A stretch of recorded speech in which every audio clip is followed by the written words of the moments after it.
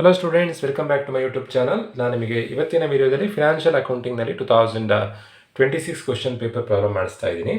As per SCP syllabus simple problem 5 ಮಾರ್ಕ್ಸಿನ problem ಮಾಡಿಸ್ತಾ ಇದ್ದೀನಿ. ಕನ್ಸೈನ್ಮೆಂಟ್ ಪ್ರಾಬ್ಲಮ್ ಕೊಟ್ಟಿದ್ದಾರೆ. ಈ ಪ್ರಾಬ್ಲಮ್ನಲ್ಲಿ ಯಾವುದೇ ಥರ ಕನ್ಸೈನ್ಮೆಂಟ್ ಅಕೌಂಟ್ ಮಾಡಿ ಅಥವಾ ಕನ್ಸೈನಿ ಅಕೌಂಟ್ ಮಾಡಿ ಅಥವಾ ಜರ್ನಲ್ ಎಂಟ್ರಿ ಪಾಸ್ ಮಾಡಿ ಏನೂ ಕೊಡಲಿಲ್ಲ. ಇನ್ಸ್ಟೆಡ್ ಆಫ್ ದಟ್ ಸಿಂಪಲ್ ಆಗಿ ಕಮಿಷನ್ ಕ್ಯಾಲ್ಕುಲೇಷನ್ ಮಾಡಿ ಅಂತ ಕೊಟ್ಟಿದ್ದಾರೆ. ನೋಡಿ, ಕಮಿಷನನ್ನು ಯಾವಾಗಲೂ ಕ್ಯಾಲ್ಕುಲೇಷನ್ ಮಾಡೋದು ಸೇಲ್ಸ್ ಮೇಲೆ. ಕೊಟ್ಟಿರುವಂಥ ಕ್ವಶನ್ ಒಂದ್ಸತಿ ಓದೋಣ. Santosh consign goods costing ₹50,000 to mister Shashi on consignment basis. Consignment ಅಂತಂದರೆ ಏಜೆಂಟ್ ಮುಖಾಂತರ ಗೂಡ್ಸನ್ನು ಸೇಲ್ ಮಾಡುವಂಥದ್ದು. ಸಂತೋಷ್ ಅನ್ನೋರು ಗೂಡ್ಸನ್ನು ಕಳಿಸ್ತಾ ಇದ್ದಾರೆ. ಯಾರಿಗೆ ಕಳಿಸ್ತಿದ್ದಾರೆ ಅಂತಂದರೆ ಶಶಿ ಅನ್ನೋರಿಗೆ ಗೂಡ್ಸನ್ನು ಕಳಿಸ್ತಾ ಇದ್ದಾರೆ. ಗೂಡ್ಸನ್ನು ಕಳಿಸೋರು ಓನರ್ ಆಗಿರ್ತಾರೆ, ರಿಸೀವ್ ಮಾಡೋರು ಏಜೆಂಟ್ ಆಗಿರ್ತಾರೆ.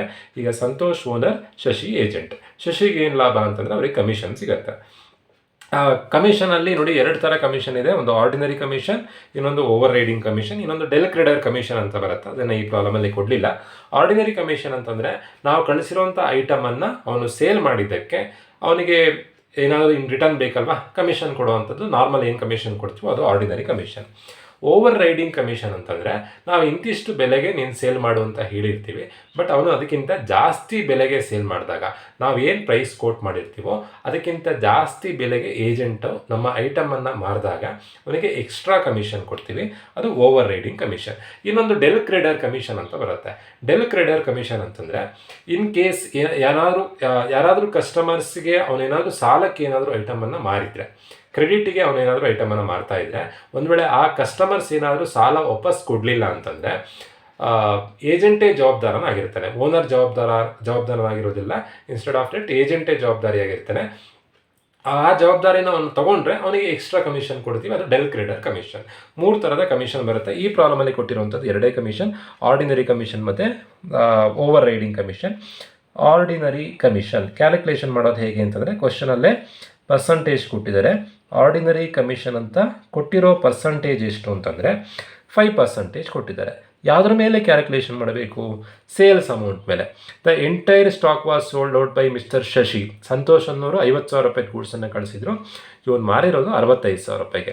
ಯಾವಾಗಲೂ ಕಮಿಷನ್ ಕ್ಯಾಲ್ಕುಲೇಷನ್ ಮಾಡಬೇಕಾದ್ರೆ ಕಳಿಸಿರೋ ಐಟಮಿನ ಬೆಲೆ ಬೆಳೆಯೋದಲ್ಲ, ಎಷ್ಟು ರೂಪಾಯಿ ಮಾರಿದಾರೋ ಆ ಬೆಲೆ ಬರ್ಕೊಳ್ಬೇಕು. ಮಾರಿರೋದು ₹65,000. 65,000 ಇಂಟು 5% ಮಾಡಿದಾಗ ಆರ್ಡಿನರಿ ಕಮಿಷನ್ ಸಿಗುತ್ತೆ. ಈವನ್ ಓವರ್ ರೈಡಿಂಗ್ ಕಮಿಷನಿಗೂ ಅದೇ ಥರನೇ. ಓವರ್ ರೈಡಿಂಗ್ ಕಮಿಷನ್ ಇದು ಕೂಡ ಪರ್ಸಂಟೇಜಲ್ಲಿ ಕೊಟ್ಟಿದ್ದಾರೆ. ಓವರ್ ರೈಡಿಂಗ್ ಕಮಿಷನ್ ಎಷ್ಟು ಪರ್ಸಂಟೇಜ್ ಕೊಟ್ಟಿದ್ದಾರೆ ಅಂತಂದರೆ 2.5% ಅಂತ ಕೊಟ್ಟಿದ್ದಾರೆ. ಇದನ್ನು ಸೇಲ್ಸ್ ಮೇಲೆ ಕ್ಯಾಲ್ಕುಲೇಷನ್ ಮಾಡೋದು 65,000 ಮೇಲೆ. 65,000 ಇಂಟು 5%, 65,000 ಇಂಟು 2.5% ಮಾಡಿದಾಗ ಟೋಟಲ್ ಕಮಿಷನ್ ಸಿಗುತ್ತೆ. ತುಂಬಾ ಈಸಿ ಕ್ಯಾಲ್ಕುಲೇಷನ್, ಏನೂ ಅಡ್ಜಸ್ಟ್ಮೆಂಟ್ ಕೊಡಲಿಲ್ಲ. ಸಿಂಪಲ್ ಪ್ರಾಬ್ಲಮ್, ಜಸ್ಟ್ ಮಲ್ಟಿಪ್ಲೈ ಮಾಡಿ ಬರೆಯೋದು. ಬಟ್ ಯಾವ ಅಮೌಂಟ್ ತೊಗೊಳ್ಬೇಕು? ಕಳಿಸಿರೋವಂಥ ಕಾಸ್ಟ್ ಅಮೌಂಟ್ ತೊಗೊಳೋದಲ್ಲ, ಎಷ್ಟು ರೂಪಾಯಿಗೆ ಸೇಲ್ ಮಾಡಿರ್ತಾರೋ ಸೇಲ್ ಅಮೌಂಟನ್ನು ತೊಗೊಳ್ಬೇಕು. 65,000 ಇಂಟು 5% ಕೊಟ್ಟಿದ್ದಾರೆ. 5% ಮಾಡಿದಾಗ 65,000 ಇಂಟು 5% ಮಾಡಿದಾಗ 3,250 ಆರ್ಡಿನರಿ ಕಮಿಷನ್ ಆಗುತ್ತೆ.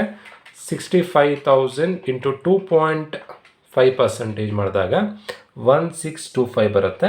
ಸೊ ಇವೆರಡನ್ನು ಟೋಟಲ್ ಮಾಡಿದರೆ ಟೋಟಲ್ ಕಮಿಷನ್ ಸಿಗುತ್ತೆ 3250 ಪ್ಲಸ್ 1625. Final answer is 4,875. ಇದು ಅವನ ಟೋಟಲ್ ಕಮಿಷನ್. ಸೊ ಈ ಥರದಲ್ಲಿ ಕಮಿಷನ್ ಕ್ಯಾಲ್ಕುಲೇಷನ್ ಮಾಡಬೇಕು. ತುಂಬಾ ಈಸಿ.